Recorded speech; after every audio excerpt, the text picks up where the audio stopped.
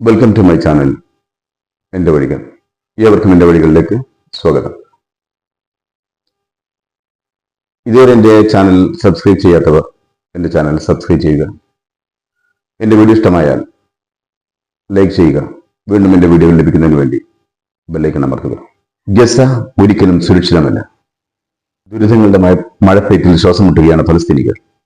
അക്രമികൾക്ക് കുട്ടികളെന്നോ സ്ത്രീകളെന്നോ പ്രായമായവരെന്നോ ചിന്തയില്ല. സ്കൂളുകളും ആശുപത്രികളും ആരാധനാലയങ്ങളും അവർക്ക് ബോംബ് വെച്ച് കളിക്കാനുള്ള ഇടങ്ങൾ മാത്രമാണ്. മരിച്ചു വീഴുന്നതും ദുരിതക്കയത്തിൽ നീന്താനാവാതെ മുങ്ങിത്താഴുന്നതും മനുഷ്യരാണെന്നുള്ള ദയ പോലും അവർക്കില്ല. കൊല്ലപ്പെടുന്നവരാരും ഹമാസുകാരോ ഇസ്ലാമിക് റെസിസ്റ്റന്റ് മൂവ്മെന്റ്സോ ഭീകരവാദികളോ തീവ്രവാദികളോ അല്ല. മരിക്കുന്നവരും അപകടത്തിൽപ്പെടുന്നവരും കുട്ടികളും സ്ത്രീകളും നിരപരാധികളായ സാധാരണ മനുഷ്യരാണ്. കൊല്ലപ്പെടുന്നവർ ഹമാസിന്റെ പോരാളികളോ മറ്റു തീവ്രവാദികളോ ആണെങ്കിൽ നമുക്ക് സമാധാനിക്കാമായിരുന്നു. ഇതിലേറെ പങ്കും നിഷ്കളങ്കരായ കുട്ടികളും സ്ത്രീകളും മാത്രം. ഈ യുദ്ധത്തിലൂടെ ഇസ്രായേലിന് ഹമാസിനെ ഇല്ലാതാക്കാൻ കഴിയുകയില്ല എന്ന് മാത്രമല്ല, ഫലസ്തീനിലെ മുഴുവൻ ജനതയെയും ഹമാസാക്കി മാറ്റപ്പെടുകയാണ് ചെയ്യുന്നത്. അത് ഇന്നല്ലെങ്കിൽ നാളെ ഇസ്രായേലിന്റെ സർവോന്മുഖമായ നാശത്തിന് കാരണമായിരിക്കുകയും ചെയ്യും. ഫലസ്തീനിൽ ഒരു പുൽക്കൊടിയെങ്കിലും ബാക്കിയായി ഉണ്ടായാൽ അതിൽ നിന്ന് നാളെ 10,000-കണക്കിന് പോരാളികൾ മുളച്ചുപൊങ്ങും. ആ അവസ്ഥയിലേക്കാണ് ഇസ്രായേൽ ഫലസ്തീനെ കൊണ്ടുപോകുന്നത്. ഗസയിലെ ഒരു സ്കൂളിലെ ഫലസ്തീൻ അഭയാർത്ഥി ക്യാമ്പിൽ ഇസ്രായേൽ നടത്തിയ ആക്രമണത്തിൽ കുട്ടികളും സ്ത്രീകളും അടക്കം 10 പേരാണ് കൊല്ലപ്പെട്ടത്. മധ്യ ഗസയിലേക്ക് മാറ്റിപ്പാർപ്പിച്ച 10,000 ഇപ്പോൾ മെഡിറ്ററേനിയൻ കടൽ തീരത്തോളം വ്യാപിച്ചിരിക്കുകയാണ് അവരുടെ അഭയകേന്ദ്രങ്ങൾ. ഉക്രൈൻ സിറ്റിയായ ഖാർക്കിവിലെ ഒരു സൂപ്പർ മാർക്കറ്റിൽ റഷ്യ നടത്തിയ ആക്രമണത്തിൽ 2 പേർ കൊല്ലപ്പെടുകയും 1 ഡസനിലധികം ആളുകൾക്ക് പരിക്കേൽക്കുകയും ചെയ്തു. പപ്പുവ ന്യൂഗിനിയയിലുണ്ടായ ശക്തമായ മണ്ണിടിച്ചിലിൽ മരണപ്പെട്ടവരുടെ സംഖ്യ 300-ലധികമായി. ഗസയിലുടനീളമുണ്ടായ ഇസ്രായേൽ ആക്രമണത്തിൽ 40 ഫലസ്തീനികൾ കൊല്ലപ്പെട്ടു. നോർത്തിലെ ഒരു സ്കൂളിൽ ഇസ്രായേൽ നടത്തിയ ഡ്രോൺ ആക്രമണത്തിൽ 10 പേർ കൊല്ലപ്പെട്ടു. ദൃക്സാക്ഷികൾ പറയുന്നത് കൊല്ലപ്പെട്ടവരിൽ കൂടുതലും കുട്ടികളും സ്ത്രീകളുമാണെന്നാണ്. ഭവനരഹിതരായ ആയിരക്കണക്കിന് ആളുകളാണ് ആ സ്കൂളിൽ അഭയം തേടിയിട്ടുള്ളത്. ഞാൻ എങ്ങോട്ടാണ് പോകുന്നതെന്ന് എനിക്കറിയില്ല. അവർക്കും അറിയില്ല അവർ എങ്ങോട്ടാണ് പോകുന്നതെന്ന്. ഞാൻ കണ്ടതൊന്നും എനിക്ക് വിവരിക്കാനാവുന്നില്ല. രക്തവും രക്തസാക്ഷികളും മുറിവേറ്റവരും മാത്രം. അനവധി പ്രാവശ്യമുള്ള കുടിയൊഴിപ്പിക്കലിൽ ഞങ്ങൾ വളരെയധികം സഹിച്ചു. എനിക്കറിയില്ല എത്ര തവണയാണ് ഇങ്ങനെ ഒരു സ്ഥലത്ത് നിന്ന് മറ്റൊരു സ്ഥലത്തേക്ക് പലായനം ചെയ്തതാണ്. ഒരു സ്ഥലത്ത് നിന്ന് മറ്റൊരു ഇടത്തേക്ക്, അവിടെ നിന്ന് മറ്റൊരിടത്തേക്ക്. ഇവിടെ നിന്നും കുറച്ച് അപ്പുറത്തായിരുന്നു ഞങ്ങൾ താമസിച്ചിരുന്നത്. അവിടെ മിസൈൽ വന്നു വീണു. അവിടെ ഹമാസിന്റെയോ ഫത്തയുടെയോ മറ്റേതെങ്കിലും പോരാളികളുടെയോ സാന്നിധ്യമില്ല. എന്നിട്ടും എന്തിനാണ് ഇസ്രായേൽ അവിടം ചുട്ടുചാമ്പലാക്കിയത്? എല്ലാവർക്കും അവരുടെ ജീവൻ നഷ്ടമായി. അവിടെ നിഷ്കളങ്കരായ കുട്ടികളും സ്ത്രീകളുമായിരുന്നു. ആളുകളിൽ സ്കൂളിൽ നിന്നും വീണ്ടും എവിടേക്കാണെന്നറിയാതെ പലായനം ചെയ്യുകയാണ്. ചില പ്രത്യേക പ്രദേശങ്ങളിലേക്ക് മാറാൻ ഞങ്ങളോട് നിർദ്ദേശിക്കുമെന്ന് ഇസ്രായേൽ കളവ് പറയുകയാണ്. അതിനുശേഷം അവരെ തന്നെ ഇസ്രായേൽ ആക്രമിച്ചു കൊല്ലുന്നു. ഒരാഴ്ചയിലധികമായി ഇസ്രായേൽ ജബാലിയയിൽ കയറ്റം തുടങ്ങിയിട്ട്. ഗസയിലെ വലിയ അഭയാർത്ഥി കേന്ദ്രമായ ഇവിടെ 10,000-കണക്കിന് ഭവനരഹിതരായ ഫലസ്തീനികളാണുള്ളത്. ഇസ്രായേൽ സൈന്യം ഈ പ്രദേശം വിട്ടുപോകാൻ നേരത്തെ തന്നെ ആവശ്യപ്പെട്ടിരുന്നതാണ്.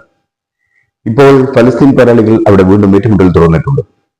അതുകൊണ്ട് തന്നെ ആയിരക്കണക്കിന് ഫലസ്തീനികളാണ് വീണ്ടും പലായനം ചെയ്യുന്നത്. ഇവരിൽ പലരും മുമ്പ് പലതവണ പലായനം ചെയ്തവരാണ്. വടക്കൻ ഗസ പ്രദേശത്തെയും ജബലിയ അഭയാർത്ഥി ക്യാമ്പിലെയും ആളുകളുടെ അവസ്ഥ വളരെ ശോചനീയമാണ്. ഇസ്രായേൽ സേന അവരുടെ കരയുദ്ധം വ്യാപിച്ചിരിക്കുകയാണ്. അധിനിവേശ സൈന്യം അൽ ഫലൂജയിൽ നിന്നും ബൈത്ത്ലാഹിയയിൽ നിന്നും അവിടുത്തെ പൗരന്മാരെയും ഭവനരഹിതരായ അഭയാർത്ഥികളെയും ഒഴിഞ്ഞു പോകാൻ ബലം പ്രയോഗിക്കുകയാണ്. ജബാലിയ ക്യാമ്പിൽ നിന്നും അൽ ഫലൂജയിലേക്കും ബൈത്ത്ലാഹിയയിലേക്കും വന്ന ആളുകളെയാണ് വീണ്ടും ഒരാഴ്ചയ്ക്ക് ശേഷം അവിടെ നിന്നും കുടിയൊഴിപ്പിക്കുന്നത്. ഒരു നിർദ്ദിഷ്ട പ്രദേശം നിർദ്ദേശിക്കാതെ തന്നെയാണ് ഈ ഒഴിപ്പിക്കൽ. പുനരധിവസിക്കാൻ അവർക്ക് മറ്റൊരിടവുമില്ല. ഇസ്രായേൽ സേന തന്നെയാണ് അവരുടെ ഭവനങ്ങൾ നശിപ്പിക്കുന്നത്. ഫലസ്തീൻ ജനതയുടെ കണ്ടീഷൻ വളരെയധികം മോശമാണ്. പീരങ്കികളുടെയും തോക്കുകളുടെയും നിർത്താതെയുള്ള ഫയറിംഗ് വിദിതമാണ്. ഞങ്ങൾ എവിടേക്ക് പോകും? എല്ലാം നശിച്ചു. ഞങ്ങളുടെ കൈവശം ഒന്നും തന്നെയില്ല. ഞങ്ങൾ ഒരു തെറ്റും ചെയ്തിട്ടില്ല. ഇത് 80 വയസ്സ് പ്രായമുള്ള ഒരു സ്ത്രീയാണ്. ഇവർ അംഗപരിമിതിയാണ്. ഞാൻ ഇവരെ ഒരു സ്ഥലത്ത് നിന്നും മറ്റൊരു സ്ഥലത്തേക്ക് 5 തവണയാണ് കൊണ്ടുപോകുന്നത്. ഞാൻ ഇവരെ സഹായിച്ചും ഈ വീൽ ചെയർ തള്ളി ഇവരുമായി ഒരു അഭയസ്ഥലം തേടി 4 കിലോമീറ്ററോളം നടന്നു. പക്ഷേ ഇവർക്ക് തങ്ങാൻ സുരക്ഷിതമായ ഒരു സ്ഥലവും കിട്ടിയില്ല. വടക്കൻ ഗസയിൽ നിന്നും തെക്കൻ ഗസയിൽ നിന്നും പ്രത്യേകിച്ച് റഫയിൽ നിന്നും 1 മില്യണിലധികം ആളുകളാണ് മധ്യ ഗസയിലേക്ക് പലായനം ചെയ്തത്. ഇത് ദർ അൽ ബലയിൽ നിന്നുള്ള രംഗമാണ്. ഇവിടെ അഭയാർത്ഥി ക്യാമ്പുകൾ മെഡിറ്ററേനിയൻ കടൽ തീരം വരെ വ്യാപിച്ചിട്ടുണ്ട്. ഇവിടെ കുടിക്കാൻ ശുദ്ധജലമില്ല. കുറഞ്ഞ അളവിലുള്ള ഭക്ഷണവും സൗകര്യങ്ങളും മാത്രം. അൽ ജസീറ കറസ്പോണ്ടന്റ് ഹിന്ദ് അൽ ഖുദരി, ഞാനിപ്പോൾ അൽ അക്സ ഹോസ്പിറ്റലിലാണ്. 8ഉം 9ഉം തവണ കുടിയൊഴിക്കപ്പെട്ടവരുടെ വാസസ്ഥലമാണ് ഇപ്പോൾ അൽ അക്സ ഹോസ്പിറ്റൽ. ഓരോ ദിവസവും ഞങ്ങൾ കാണുന്ന ഓരോ ആളുകൾക്കും പറയാനുള്ളത് കുടിയൊഴിപ്പിക്കലിന്റെ കഥകളാണ്. ചിലർ 5ഉം 6ഉം 7ഉം 8ഉം തവണയൊക്കെ കുടിയൊഴിക്കപ്പെട്ടിട്ടുണ്ട്.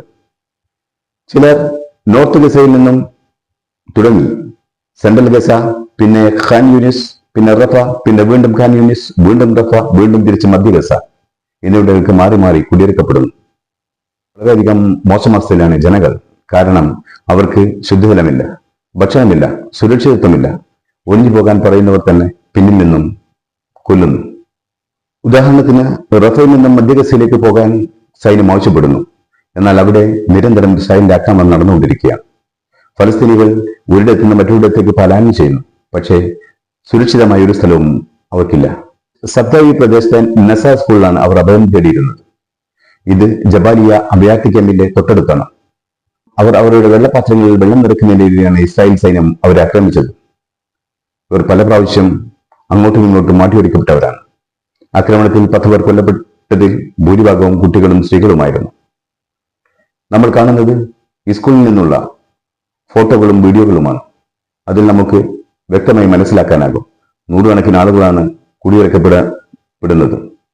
ഇനി അവിടെ നിന്നും ആളുകളെ മാറ്റാനുള്ള പുറപ്പാടിലാണ്. പക്ഷെ ആളുകൾക്കറിയില്ല ഇനി എങ്ങോട്ടാണ് പോകേണ്ടതെന്ന്. നിരീക്ഷണത്തിലാണ്. അവർ ഇസ്രായേലിന്റെ ആളില്ലാ വിമാനങ്ങളുടെയും ഡ്രോണുകളുടെയും ഇടയിൽ കുടുങ്ങിക്കിടക്കുകയാണ്. അവർക്കറിയില്ല ഈ യാത്രയിൽ ഇസ്രായേലിന്റെ ആളില്ലാ വിമാനങ്ങളോ ഡ്രോണുകളോ അവരെ കൊല്ലുമോ ഇല്ലയോ എന്നുള്ളത്. ഇതുവരെ ഞങ്ങളോട് ആരും പറഞ്ഞില്ല ഹോസ്പിറ്റലിൽ കൂടുതൽ ഇന്ധനം കിട്ടിയതായി. ഞങ്ങൾ മനസ്സിലാക്കിയത് 2 ദിവസത്തെ ഇന്ധനം മാത്രം ഉള്ളൂ. എന്നാൽ നമുക്ക് കാണാനാവുന്നത് ഹോസ്പിറ്റലിൽ ആളുകളെ കൊണ്ട് കവിഞ്ഞതായാണ്.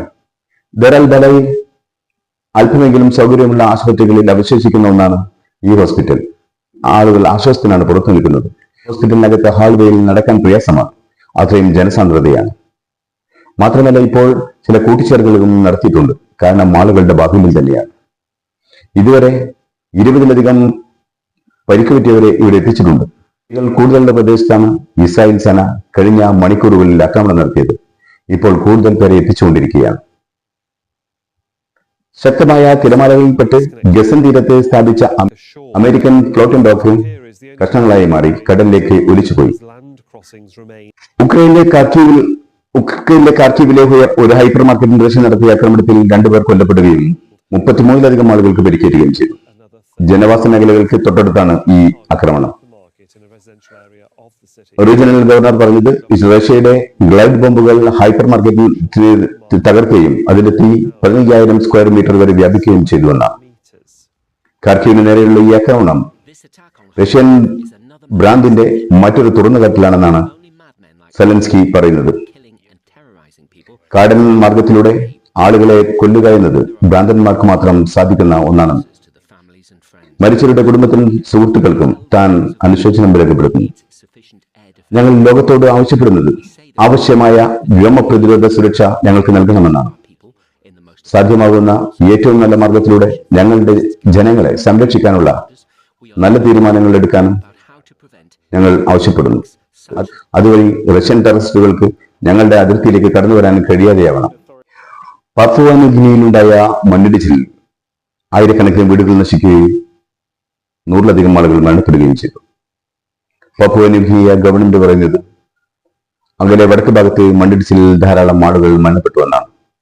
എന്നാൽ ഇപ്പോൾ അത് 300ലധികമായിട്ടുണ്ടെന്നും പ്രാദേശിക മാധ്യമങ്ങൾ പറയുന്നത്. മാപ്പ് ഒമുൾട്ടിക്ക പ്രദേശത്ത് ഏകദേശം 1000-ലധികം വീടുകൾ മണ്ണിടിച്ചിൽ തകർന്നിട്ടുള്ളതാണ്. കൂടാതെ ഗോൾഡ് മൈനിങ് പ്രദേശത്തേക്ക് പോകുന്ന റോഡ് ഇതുമൂലം അടഞ്ഞു കിടക്കുകയാണ്. തലസ്ഥാന നഗരിയിൽ നിന്നും ഏകദേശം 600 കിലോമീറ്റർ മാറിയാണ് ഈ പ്രദേശം. ഇടയ്ക്കിടെ ഭൂകമ്പം ഉണ്ടാകുന്ന കുത്തനെയുള്ള പ്രത്യേക ഭൂപ്രകൃതിയാണ്.